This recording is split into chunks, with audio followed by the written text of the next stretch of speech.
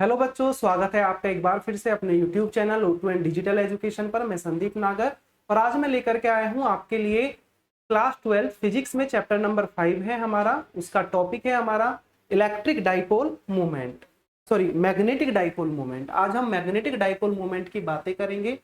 तो जैसा कि बच्चों आपने प्रीवियस चैप्टर में आपने पढ़ा है इलेक्ट्रिक डाइपोल मूवमेंट। क्या पढ़ा है जी? इलेक्ट्रिक डाइपोल मूवमेंट पढ़ा है। तो इलेक्ट्रिक डाइपोल मूवमेंट में क्या था कि हमारे दो इक्वल और अपोजिट चार्ज थे जो कि एक दूसरे से एक लीस्ट डिस्टेंस पर रखे हुए थे। तो जब हम उनका मूवमेंट निकालते थे तो दोनों चार्जों में से हम किसी एक चार्ज का मैग्नीट्यूड और बीच की डिस्टेंस का प्रोडक्ट को हम क्या बोलते थे? Electric dipole movement. लेकिन यहाँ पे क्या होगा, अगर हम मैग्नेटिक डाइपोल मूवमेंट की बात करते हैं तो मैग्नेटिक डाइपोल मूवमेंट में क्या है, बेसिकली अगर देखा जाए, क्योंकि यहां तो आपका क्या है, एक इलेक्ट्रॉन है, सॉरी एक मैग्नेट है। यहां क्या है, आपकी एक मैग्नेट है। अगर हम ये देखें कि एक बार मैग्नेट अगर मैं लेकर के चलता हूं, ये इस बार मैग्नेट का अगर हम ये नॉर्थ पोल और ये साउथ पोल, तो यहां पे आपका जो मैग्नेटिक स्ट्रेंथ है, अगर हम ये लेके चलें कि इस पोल की है QM1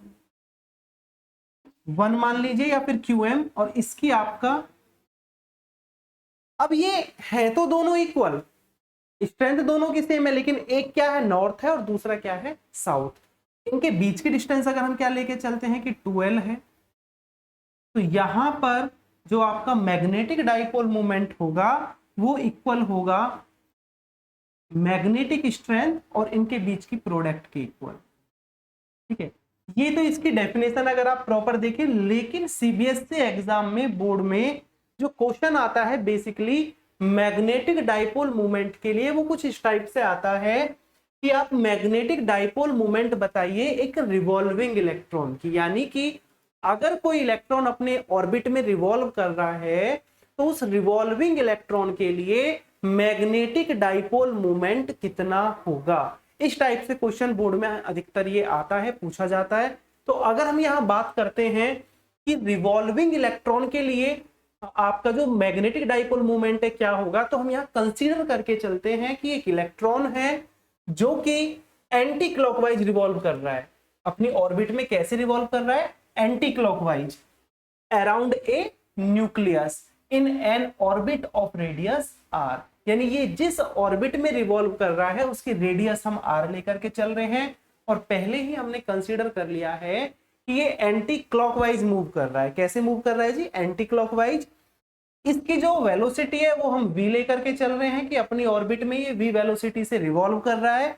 और टाइम पीरियड अगर हम ये लेकर के चलें कि इस इलेक्ट्रॉन को अपनी पूरी एक साइकिल कंप्लीट करने में जो लिया गया टाइम है, वो अगर हम कैपिटल T लेकर के चलते हैं टाइम पीरियड, तो हमने माना कि टाइम पीरियड क्या है? T है। तो इस टाइप से हम इसे लेके चलेंगे कि एक इलेक्ट्रॉन है हमारे पास, ये किसी न्यूक्लियस के अराउंड में रिवॉल्व कर रहा है r ऑर्बिट में, वेलोसिटी v है। अब अगर हम ये मान के चलें कि न्यूक्लियस के अराउंड से जो इलेक्ट्रिक करंट हम यहां लेके चल रहे हैं कि वो I है, ठीक, तो ये म्यू एल क्या होगा? इसका मैग्नेटिक मूवमेंट होगा। तो यहां पे अगर हम सबसे पहले देखते हैं कि भाई इक्विवेलेंट करंट क्या होगी जब आपका इलेक्ट्रॉन ऑर्बिट में रिवॉल्व करेगा, तो इक्विवेलेंट करंट की वैल्यू क्या होगी। तो अगर हम इक्विवेलेंट करंट की बात करते हैं तो बेसिकली इलेक्ट्रिक करंट का जो फॉर्मूला होता है वो the rate of change of electric charge is known as electric current. तो आई की वैल्यू यहां होगी चार्ज अपॉन टाइम, यानी एक ऑर्बिट, एक साइकिल ऑर्बिट में कंप्लीट करने में लिया गया टाइम। तो यहां अगर हम बात करें चार्ज की, तो इलेक्ट्रॉन के लिए चार्ज क्या होता है? स्मॉल ई, और टाइम पीरियड लिया हमने कैपिटल टी। ठीक है, अब यहां अगर हम देखते हैं कि भाई इस टाइम पीरियड की वैल्यू अगर हम देखें तो speed is equal to distance upon time से जो आपका ये टाइम निकल करके आएगा वो पूरा एक ऑर्बिट में कवर की गई डिस्टेंस किसके इक्वल होगी? सरकमफेरेंस के। और इस सरकमफेरेंस की वैल्यू क्या होती है? 2πr और अपॉन वेलोसिटी। तो वेलोसिटी क्या है अगर हम इसके लेके चले? v। क्योंकि हम ऑलरेडी पहले ही मान के चल रहे हैं कि इलेक्ट्रॉन जो न्यूक्लियस के अराउंड में किसी ऑर्बिट में रिवॉल्व कर रहा है वो v वेलोसिटी से रिवॉल्व कर रहा है। तो टाइम पीरियड क्या आ गया 2πr/v, ये वैल्यू हम यहां पुट कर लेंगे। तो ये जो v है अपॉन का जो आप यहां पुट करेंगे ये कहां पहुंच गया आपका ऊपर, तो ये आ गया I = EV अपॉन 2πr। ये आ गया जी आपका वो इक्विवेलेंट करंट। अब अगर हम यहां पे देखते हैं कि इस करंट से अगर हम मैग्नेटिक मोमेंट निकालते हैं, क्योंकि मैग्नेटिक मोमेंट का एक फॉर्मूला आपने यहां पढ़ा होगा कि मैग्नेटिक मोमेंट का एक फॉर्मूला हम पढ़ते हैं M = NIA। यहाँ पे N होता है नंबर ऑफ टर्न्स। अब यहाँ जो आप एक सिंगल ऑर्बिट लेकर के चल रहे हैं तो नंबर ऑफ टर्न्स की वैल्यू तो 1 ही हो गई, तो M आपका क्या हो जाएगा IA। लेकिन यहाँ स्पेशली जब इलेक्ट्रॉन की हम बात कर रहे हैं तो इलेक्ट्रॉन के लिए जो मैग्नेटिक डाइपोल मूवमेंट है वो हम मान करके चलेंगे μL। यहाँ पे ये L आपका किसमें है, सफिक्स में है। किसमें है जी, सफिक्स में। तो μL = IA। I की वैल्यू आप यहां से पुट कर दीजिए, एरिया क्या होगा πr² होगा।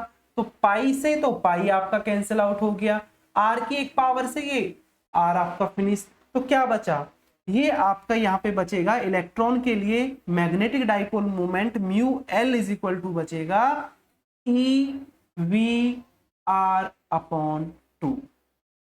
तो ये आ गया जी आपका किसी रिवॉल्विंग इलेक्ट्रॉन के लिए मैग्नेटिक डाइपोल मोमेंट की वैल्यू। यानी अगर कोई ऑर्बिट किसी ऑर्बिट मतलब अगर कोई इलेक्ट्रॉन किसी न्यूक्लियस के अराउंड में किसी ऑर्बिट में रिवॉल्व करता है तो उसका मैग्नेटिक डाइपोल मोमेंट क्या होगा, μL = EVr/2 होगा जी। अगर अब आगे इसमें देखते हैं कि अगर हम एंगुलर मोमेंट की बात और करें कि भाई also the angular movement of the electron due to its orbital motion, क्योंकि इलेक्ट्रॉन जब ऑर्बिट में रिवॉल्व करेगा तो उसके जो ऑर्बिटल मोशन है, ऑर्बिटल मोशन की वजह से आप एंगुलर मूवमेंट भी वहां पे क्या करेंगे, निकाल सकते हैं। तो एंगुलर मूवमेंट को रिप्रेजेंट करते हैं L से, तो एंगुलर मूवमेंट L = क्या होगा भाई, mvr। इसको मान लीजिए इक्वेशन नंबर सेकंड, वो हमने फर्स्ट मानी थी। अब क्वेश्चन ये आता है कि हम एंगुलर मोमेंट लेकर के क्यों चल रहे हैं। तो प्यारे बच्चों, कई बार ये रिलेशन पूछ लेता है कि रिवॉल्विंग इलेक्ट्रॉन के लिए मैग्नेटिक डाइपोल मोमेंट और एंगुलर मोमेंट में रिलेशन क्या होगा। तो अगर हम रिलेशन की बात करते हैं तो dividing equation first by second. तो इक्वेशन फर्स्ट में क्या था, μL अपॉन एंगुलर मोमेंट, ये आपका L = ये आपका EVr/2 अपॉन में mvr। ठीक है, तो यहां से आप देखें कि Vr से आपका Vr कैंसिल आउट हो जाएगा, तो ये बचेगा E/2m। क्या बचेगा जी, E/2m। यानी ये आप ये भी कह सकते हैं कि रिलेशन है किसी रिवॉल्विंग इलेक्ट्रॉन के लिए जो आपका मैग्नेटिक डाइपोल मूवमेंट है यानी कि μL और angular dipole movement L। Basically आप इसको कैपिटल L भी लिख सकते हैं। ठीक है, तो इसका जो रेशो आता है वो आता है E/2m। क्या आता है, E/2m। और इसको ये जो μL/L आपका E/2m निकल करके आया है, ये जो रेशो है ये आपका एक कांस्टेंट होता है। रेशो क्या होता है भैया, ये आपका कांस्टेंट होता है। और इस रेशो को, इस कांस्टेंट को हम कहते हैं गायरोमैग्नेटिक रेशो। क्या कहते हैं इसे, गायरोमैग्नेटिक रेशो या फिर जायरोमैग्नेटिक रेशो भी इसको बोल देते हैं। और इसकी एक फिक्स वैल्यू होती है 8.8 × 10⁻10 कूलाम/kg। यानी अगर हम ये गायरोमैग्नेटिक रेशो की बात करते हैं तो ये रेशो निकल करके आता है 8.8 × 10⁻10 कूलाम/kg। क्या आता है जी, कूलाम/kg। इसी में साथ साथ एक टॉपिक है बोहर मैग्नेट्रॉन, कई बार ये एमसीक्यू क्वेश्चंस वगैरह में आ जाता है, या आपका जनरली जब वाइवा वगैरह होता है प्रैक्टिकल क्लासेस में, तो वहां मालूम कर लिया जाता है कि what is the Bohr magnetron. Bohr magnetron क्या है? तो बोहर मैग्नेट्रॉन की अगर हम बात करते हैं, ये आपका बेसिकली मैग्नेटिक मूवमेंट है। क्या है जी? आपका जो बोहर मैग्नेट्रॉन है, it is defined as the magnetic movement associated with an electron, यानी किसी इलेक्ट्रॉन से एसोसिएटेड मैग्नेटिक मूवमेंट है due to its orbital motion, यानी कि इलेक्ट्रॉन के ऑर्बिटल मोशन की वजह से जो मैग्नेटिक मूवमेंट एसोसिएट है किसी इलेक्ट्रॉन का, यानी किसी इलेक्ट्रॉन का मैग्नेटिक मूवमेंट ऑर्बिटल मोशन की वजह से, और वो भी स्पेशली अगर हाइड्रोजन एटम की हम फर्स्ट ऑर्बिट की बात करें तो क्या होगा? ये फर्स्ट ऑर्बिट के लिए इसको हम म्यू बी से रिप्रेजेंट करते हैं। आप यहां देखें, ठीक है, म्यू बी यानी कि Bohr magnetron. Basically Bohr magnetron क्या है? मैग्नेटिक मूवमेंट ही है, लेकिन स्पेशली किसके लिए? हाइड्रोजन एटम के लिए। हाइड्रोजन एटम के लिए जो मैग्नेटिक मूवमेंट है उसी को हम क्या कहते हैं? बोहर मैग्नेट्रॉन कहते हैं। तो अब ये आप वैसे ये भी कह सकते हैं कि जो आपका मैग्नेटिक मूवमेंट है ना रिवॉल्विंग इलेक्ट्रॉन का, उसकी मिनिमम वैल्यू, क्योंकि मिनिमम वैल्यू कब आएगी? आपकी फर्स्ट ऑर्बिट के लिए आएगी, और हाइड्रोजन एटम में तो एक ही ऑर्बिट होता है आपका। तो इसीलिए आप ये भी कह सकते हैं कि magnetic movement of revolving electron, the minimum value of magnetic movement of revolving electron is known as Bohr magnetron, क्योंकि हाइड्रोजन एटम के लिए क्या होता है? सिंगल इलेक्ट्रॉन होता है। तो इसकी वैल्यू क्या होगी? इसकी वैल्यू होती है mu B equal to E H upon, क्या होती है जी? E H upon 4 pi M E. यहाँ पे एच आपका प्लैंक कांस्टेंट है, स्मॉल ई आपका चार्ज ऑफ इलेक्ट्रॉन है, और एम ई है आपका मास ऑफ इलेक्ट्रॉन। तो बेसिकली ये बस एमसीक्यू में ये मालूम कर लिया जाता है, एमसीक्यू के लेवल का ही ये क्वेश्चन है बच्चों। आपको फॉर्मूला ही बेसिकली यहाँ पे क्या करना होगा? ये तैयार करना होगा। इसके बाद आता है आपका एक यहाँ टॉपिक है, अगर आप देखें कि similarities between A current carrying solenoid and A bar magnet, यानी कि करंट कैरिंग सोलेनॉइड और बार मैग्नेट में क्या सिमिलरिटी है। अगर आप सिमिलरिटी की बात करते हैं तो सबसे पहली सिमिलरिटी की अगर हम बात करें कि भाई अगर आपके पास एक करंट कैरिंग सोलेनॉइड है और आप उसे फ्रीली सस्पेंड कराते हैं, तो करंट कैरिंग सोलेनॉइड भी बार मैग्नेट की तरह ही नॉर्थ साउथ डायरेक्शन में जाके स्टे करता है। जैसे आप बार मैग्नेट को फ्रीली सस्पेंड कराते हैं तो वो हमेशा नॉर्थ साउथ डायरेक्शन में जाकर के रुकता है। सिमिलरली आपका जो सोलेनॉइड है, करंट कैरिंग जो सोलेनॉइड है, अगर आप इसे क्या करते हैं? सस्पेंड कराते हैं फ्रीली, तो ये भी जब रेस्ट में आएगा तो इसकी डायरेक्शन क्या होगी? Rest in north south direction. तो एक तो ये सिमिलरिटी है। दूसरा क्या है कि आपके जो टू करंट कैरिंग सोलेनॉइड हैं वो आपस में या तो अट्रैक्टिव फोर्स अप्लाई करते हैं या फिर रिपल्सिव। जैसे आपका बार मैग्नेट है, बार मैग्नेट में क्या होता है कि अगर आप नॉर्थ पोल, किसी एक बार मैग्नेट के नॉर्थ पोल के पास अगर दूसरे का नॉर्थ पोल लेकर के आते हैं तो रेपेल करते हैं, और अगर आप एक बार मैग्नेट के नॉर्थ पोल के साथ दूसरे का साउथ लेकर के आते हैं नियर बाई, तो वो अट्रैक्ट करेंगे। सेम प्रॉपर्टी आपको सोलेनॉइड में मिलती है। सोलेनॉइड में भी ऐसा ही देखने के लिए मिला है कि अगर करंट की डायरेक्शन क्या है आपकी, क्लॉकवाइज एंटी क्लॉकवाइज के टर्म में है, अगर पोल वहां पे क्या बन रहे हैं? अपोजिट बन रहे हैं, तो अट्रैक्टिव नेचर शो करती है, और अगर पोल वहां सेम बन रहे हैं तो वो रिपल्सिव प्रॉपर्टी को शो करती है। तो यहां पर भी क्या है आपका कि two current carrying solenoid exhibit mutual attraction और repulsion when brought closer to one another. यानी अगर आप किसी सोलेनॉइड के पास दूसरा करंट कैरिंग सोलेनॉइड लेकर के आते हैं तो या तो वो अट्रैक्शन को क्या करेंगे? अट्रैक्शन उनमें शो होगा या फिर रिपल्शन को।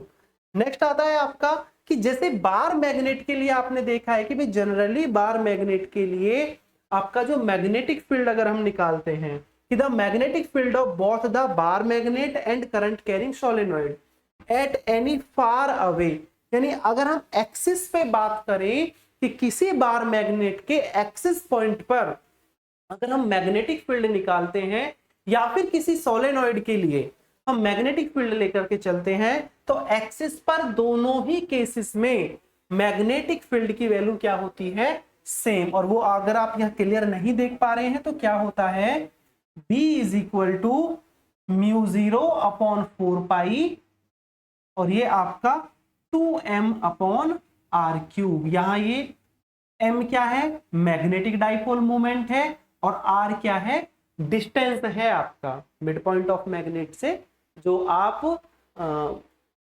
कौन से उसमें एक्सिस में, क्योंकि इक्वेटोरियल है और हम ये बात कर रहे हैं एक्सिस की, अगर एक्सिस पे कोई पॉइंट है तो वहां आपका मैग्नेटिक फील्ड यही निकल करके आएगा।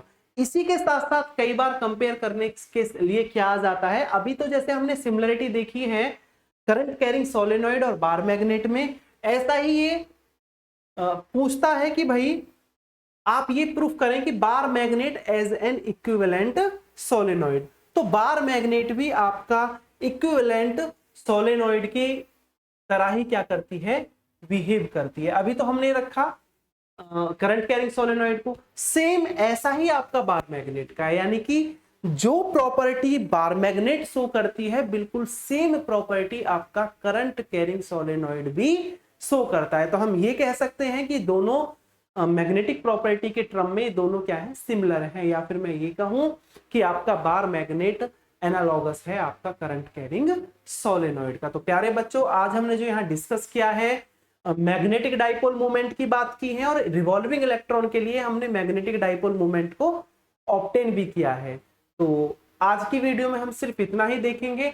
नेक्स्ट वीडियो में हम कुछ डेफिनेशंस हैं जो इंपॉर्टेंट डेफिनेशंस हैं मैग्नेटिक फील्ड से रिलेटेड, हम उनकी बातें करेंगे। ठीक है, तो मिलते हैं अपनी नेक्स्ट वीडियो में। धन्यवाद बच्चों। हेलो।